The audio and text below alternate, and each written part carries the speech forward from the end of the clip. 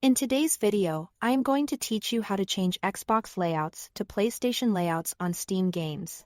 If you are seeing A, B, X, and Y prompts in a game, but you are playing with a PlayStation controller, the goal here is to let the game detect your controller directly so it can show the correct cross, circle, square, and triangle icons. We'll start with the preferred approach that works per Gram A. Then I'll show you a global option in big picture mode. First, let's use the per Gram A method. Open your Steam library and find the game you want to adjust.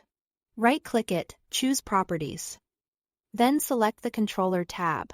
Look for the Steam Input per Gram AMI setting dropdown and change it to Disable Steam Input. What this does is turn off Steam's remapping layer for that specific title, allowing the game to see your controller as a native PlayStation device if it supports that. This is ideal for games that already include PlayStation button prompts because it removes any translation layer that might force Xbox icons.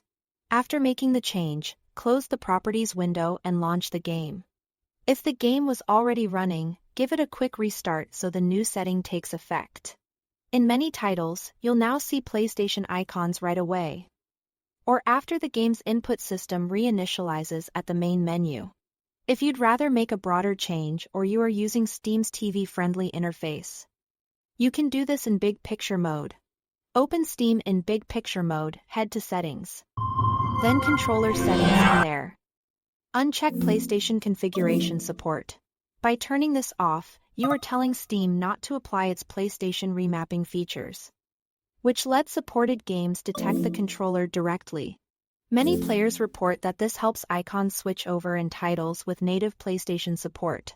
Keep in mind, this is a global setting, so it affects all your games until you turn it back on. If you prefer to control things one game at a time, stick with the first method. A couple of quick notes for clarity. Not every PC game ships with native PlayStation prompts. If a game doesn't include them, you may still see Xbox icons even after these changes. Also, sometimes prompts won't update mid-session. Restarting the game usually resolves that. If you change your mind later, you can always return to the same menus and restore your previous settings.